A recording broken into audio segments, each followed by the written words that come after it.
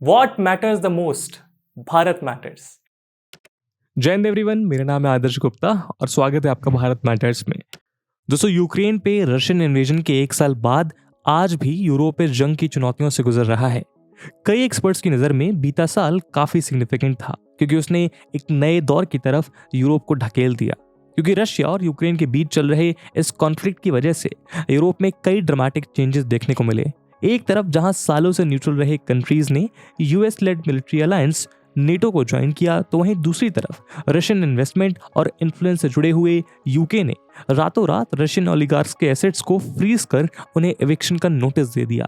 इस पूरे चैप्टर में यूरोपियन यूनियन ने एक जियोपॉलिटिकल एक्टर के तौर पे रशिया के खिलाफ इकोनॉमिक सैंक्शंस लगाए और सिक्योरिटी असिस्टेंस के लिए बिलियंस ऑफ यूरोस खर्च किए। नेचुरली रशियन एनर्जी सप्लाईज पे भी यूरोप अपना डिपेंडेंस खत्म करने पे मजबूर हो गया, लेकिन यूरोप की कमजोरी उसके इस रिस्पॉन्स और रेजिस्टेंस पे हावी हो गई।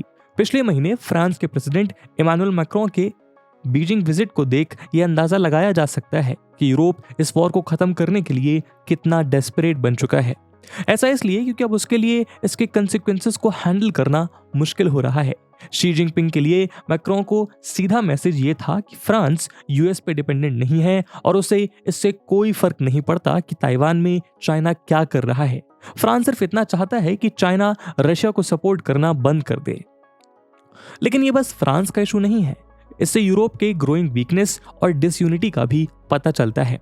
इनफैक्ट इमैनुअल के साथ इस ट्रिप में उर्सुला वॉन डर लेन भी शामिल थीं, जो यूरोपियन कमीशन की करंट प्रेसिडेंट हैं, जिनका इरादा भी चाइना के साथ किसी ऐसे ही प्लान को सक्सेसफुली नेगोशिएट करना था। लेकिन चाइना ने ऐसी किसी भी रिक्वेस्ट को कंसीडर करने से इनकार कर दिया। असल में यूरोप का इकोनॉमिक और सिक्योरिटी आर्किटेक्चर भी इस वक्त कुछ ऐसे ही स्टेज पर है जहां पे उसका ग्लोबल पावर प्रोडक्शन इफेक्ट हो रहा है। चाहे डिफेंस कोऑपरेशन हो या फिजिकल इंटीग्रेशन या फिर एनर्जी इंफ्रास्ट्रक्चर, यूरोप के चैलेंजेस दिन ब दिन गहरे होते जा रहे हैं। ऊपर से भारी तादाद में इमिग्रेंट्स और रेफ्यूजीज का प्रवेश यूरोप को एक ह्यूमैनिटेरियन क्राइसिस के कगार पर लाकर खड़ा कर रहा है। यूरोप अभी तक इफेक्टिव माइग्रेशन और असाइलम पॉलिसी डेवलप नहीं कर पाया है, जिसके चलते न सिर्फ यूरोपियन इंटीग्रेशन एफर्ट्स अंडरमाइन हो रहे हैं, बल्कि राइट विंग फोर्सेस भी स्ट्रेंथन हो रही हैं। ऑब्जर्वर्स की माने तो 2023 का यह साल यूरोप के लिए सिग्निफिकेंट चुनौतियों से भरा रहने वाला है। तो इसीलिए दोस्तों, आज के इस वीडियो में हम यूरोप के इस बिगड़ते हालात को लेकर चर्चा करेंगे और जानेंगे कि यूरोप की इमेज और प्रोस्पेक्ट्स पे क्या असर पड़ रहा है। लेकिन आगे बढ़ने से पहले मैं आपको बता दूं कि इस वीडियो की इंपॉर्टेंस यूपीएससी मेंस के जीएस पेपर 2 के इंटरनेशनल रिलेशन सेक्शन के लिहाज से काफी इंपॉर्टेंट है। इसके बारे में वीडियो के अंत में और भी बात करेंगे, पर फिलहाल के लिए अपने डिस्कशन को हम आगे बढ़ाते हैं।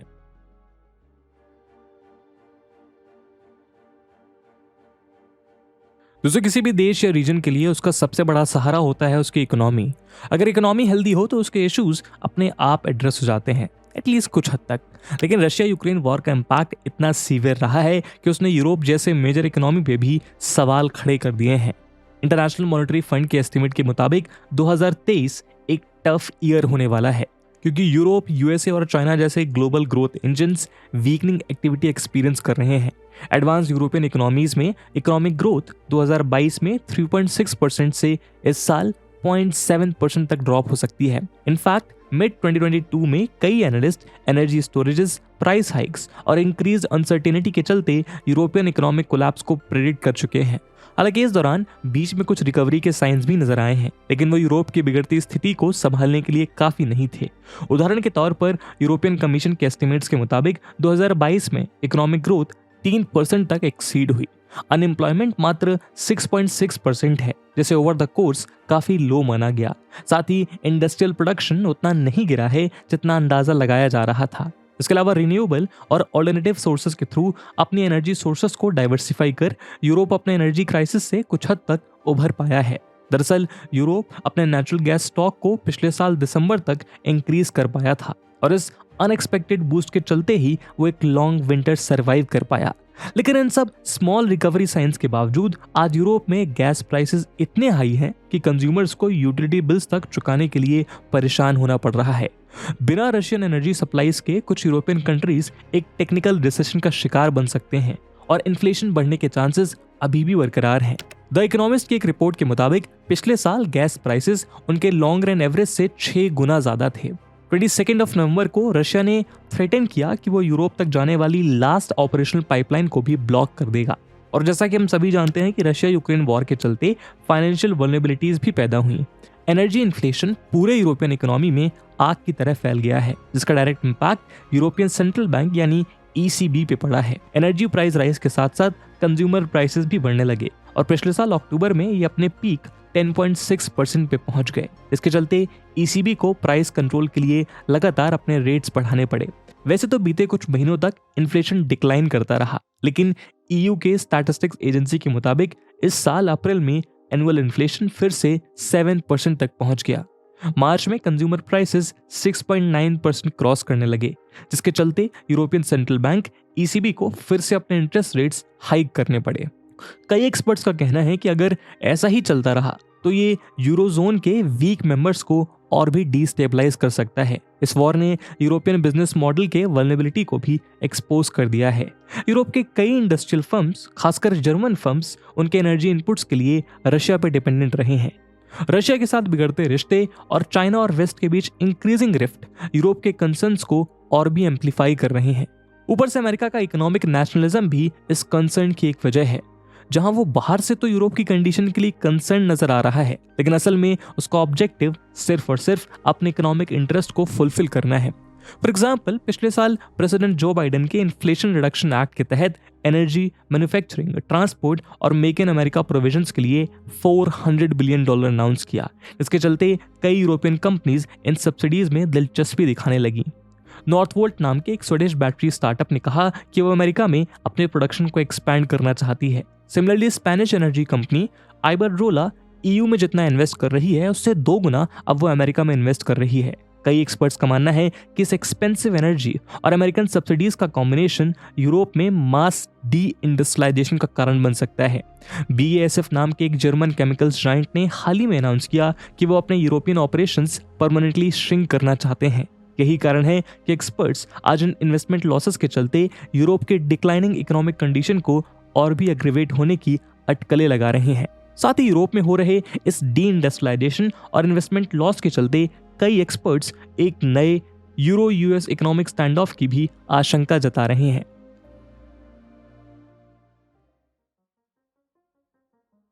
दोस्तों, इस इकोनॉमिक कॉन्ट्रैक्शन का शायद सबसे गहरा इंपैक्ट यूरोप के हाउसिंग क्राइसिस में देखने को मिल रहा है। कंसर्न ये है कि अगर ऐसा ही चलता रहा तो होमलेसनेस और सब स्टैंड अकोमोडेशन की समस्या और भी बढ़ती जाएगी।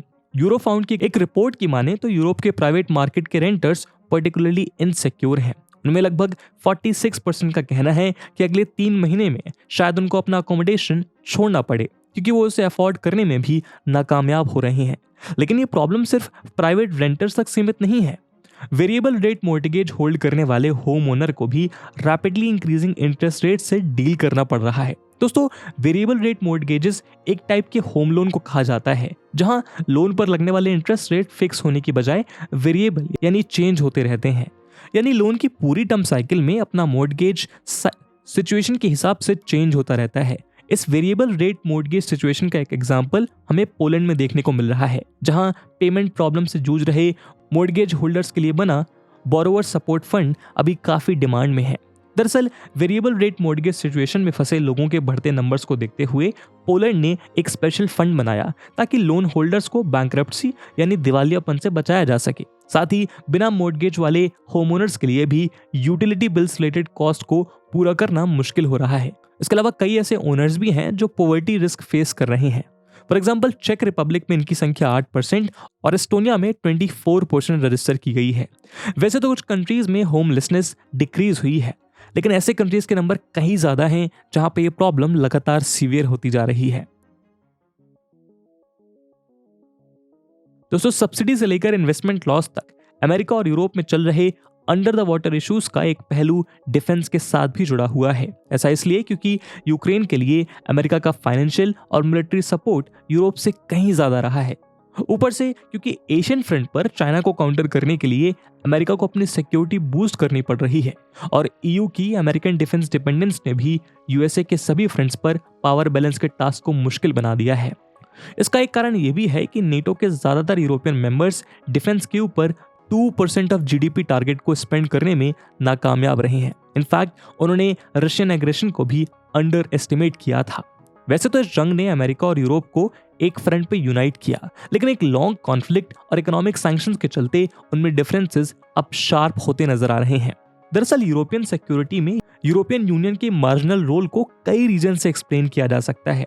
एक कॉमन थ्रेट परसेप्शन का एब्सेंस, फाइनेंशियल रिसोर्सेज की कमी, क्रिएटिव पॉलिसी प्रपोजल्स का शॉर्टेज, यूएस का इंटरफेरेंस या फिर कहें यूरोपियन यूनियन की यूएस पे ओवर डिपेंडेंस एक्सेट्रा। ऐसे में इंटर गवर्नमेंटल डिसीजन स्ट्रक्चर्स और यूएस सिक्योरिटी गारंटीज के साथ नेटो यूरोपियन डिफेंस का प्राइमरी बैकबोन रहा है।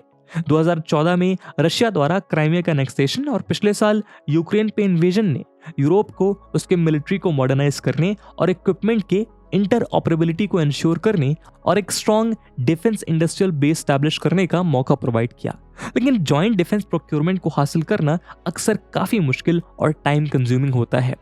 ऐसा इसलिए क्योंकि ज्यादातर गवर्नमेंट्स डिफेंस मैटर्स पे सोवरेन डिसीजन मेकिंग प्रेफर करते हैं। हिस्टोरिकली डिफेंस मामले में किसी भी प्रोग्रेस को अचीव करने के लिए फ्रांस और यूके के बीच एग्रीमेंट एक नेसेसरी कंडीशन रहा है। अब जब यूके ईयू का पार्ट नहीं रहा तो ये रिस्पॉन्सिबिलिटी फ्रांस और जर्मनी के ऊपर आई है।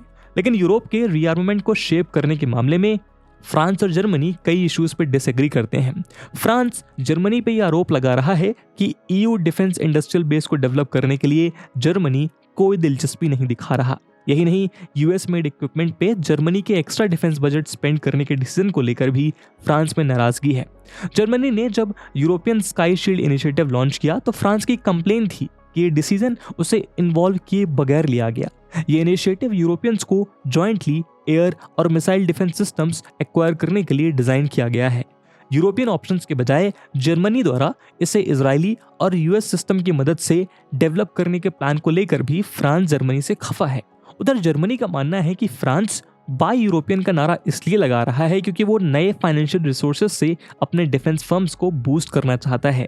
जर्मनी इस बात पे एम्फसाइज कर रहा है कि आर्सेनल्स को जल्द से जल्द पूरा करना चाहिए और इसके लिए यूरोपियन कैपेबिलिटी प्रोजेक्ट से ज्यादा तेज यूएस सप्लायर्स डिलीवर कर पाएंगे। खैर एक्सपर्ट्स की माने तो फ्रांस और जर्मनी अगर एक दूसरे से सहमत भी हो जाते हैं तो बाकी यूरोपियन कंट्रीज शायद ही उनको फॉलो करें, क्योंकि इस वॉर के दौरान फ्रांस और जर्मनी दोनों ही अपनी क्रेडिबिलिटी खो चुके हैं। इसके कई रीजंस हैं, जैसे कि जब German chancellor Olaf Scholtz Nord stream 2 gas pipeline को बॉयकॉट करने में रिलक्टेंट दिखे तो उनको काफी क्रिटिसिज्म झेलना पड़ा। उधर जिस तरह फ्रेंच प्रेसिडेंट इमैनुअल मैक्रों अपने आप को रशिया के साथ एक मीडिएटर की तरह पोजीशन करने लगे, उससे कई दूसरे यूरोपियन स्टेट्स यूक्रेन के प्रति फ्रांस के कमिटमेंट को क्वेश्चन करने लगे हैं। यही नहीं, यूक्रेन के लिए पर्याप्त आर्म्स ना भेजने के लिए भी इन दो देशों को क्रिटिसाइज किया गया। ऐसे में यूरोपियन यूनियन के डिफेंस इनिशिएटिव्स अपने बचे कुछ मोमेंटम भी खो रहे हैं। अल्टीमेटली यूक्रेन के रिकंस्ट्रक्शन के लिए रिक्वायर्ड फंड्स इस रिसेशन के दौर में यूरोप के लिए डिफेंस स्पेंडिंग को प्रायोरिटाइज करना मुश्किल कर देगा।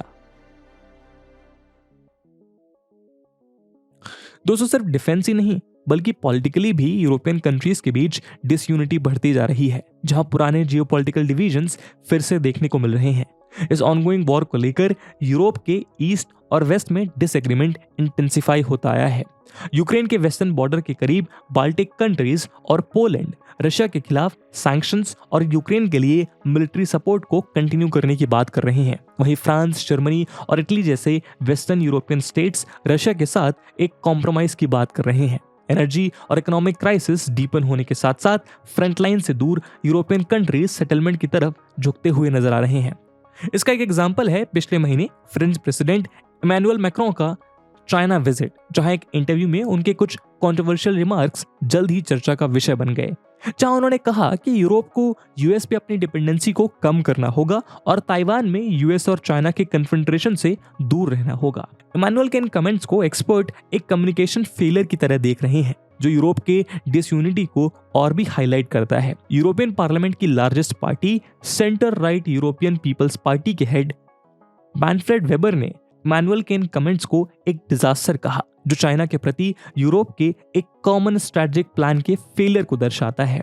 इसके अलावा यूरोपियन यूनियन के दो सबसे पावरफुल कंट्रीज भी इस बात पे बटे हुए हैं कि चाइना के साथ इन्वेस्टमेंट एग्रीमेंट रिवाइव करना चाहिए या फिर नहीं। फ्रांस के लिए EU China comprehensive agreement on investment CAI को रिवाइव करना इस वक्त ना ही एक प्रायोरिटी है और ना ही प्रैक्टिकली पॉसिबल।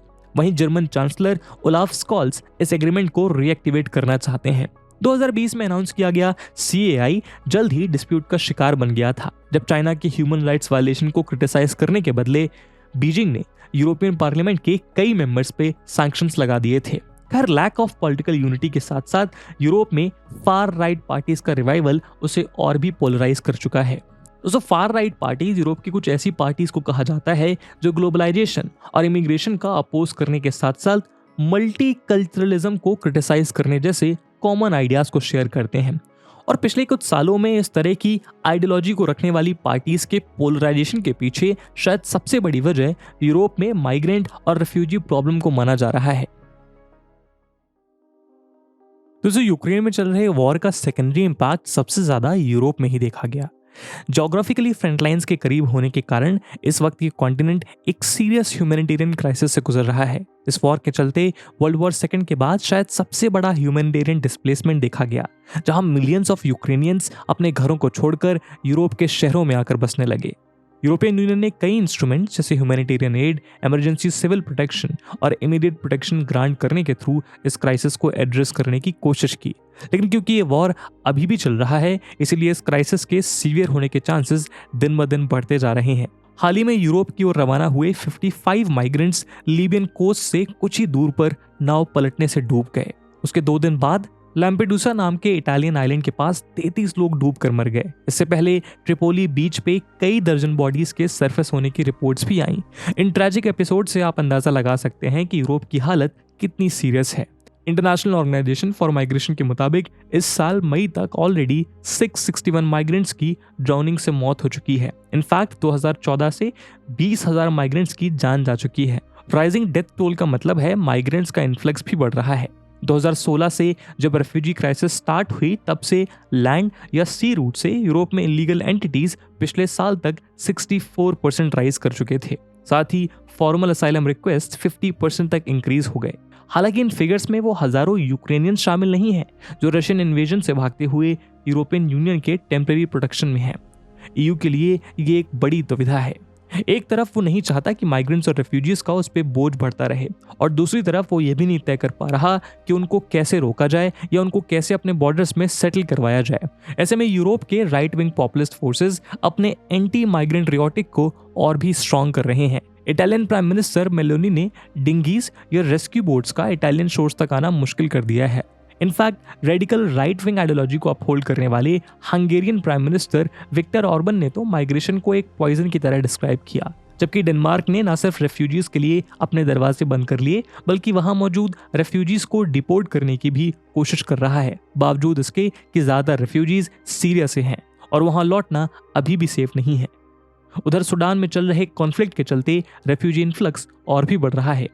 ऐसे लॉन्ग ड्रॉन कॉन्फ्लिक्ट का जियोपॉलिटिकल असर काफी सीवियर हो सकता है। दरअसल अफ्रीका और लीबिया से लेकर यमन, सीरिया और यूक्रेन तक यूरोप के पेरिफेरी में कई फेल्ड या डिवाइडेड स्टेट्स हैं, जहां एक्सटेंडेड वॉर्स रेडिकलाइजेशन को इनकरेज कर सकते हैं और साथ ही टेरर ग्रुप्स को रीग्रुप करने का एनवायरनमेंट भी प्रोवाइड कर सकते हैं। यूरोप की कई परेशानियों में माइग्रेशन क्राइसिस शायद सबसे बड़ी क्राइसिस है, क्योंकि ये अब एक अनमैनेजेबल प्रॉब्लम बन चुकी है। बॉर्डर कंट्रोल को इंक्रीज करने के साथ साथ रूल ऑफ लॉ और ह्यूमैनिटेरियन राइट्स कैसे इंश्योर किए जा सकते हैं, ये एक बड़ा सवाल बन गया है। एक इंक्रीजिंगली अनइक्वल और ग्लोबलाइज्ड वर्ल्ड में यूरोप को तय करना है कि वो कैसे अपने लिबरल वैल्यूज को प्रोटेक्ट करते हुए माइग्रेशन के इशू को एड्रेस करेगा। दोस्तों, EU ने अपने लिए 2019 से 2024 पीरियड में 4 प्रायोरिटी सेट किए हैं।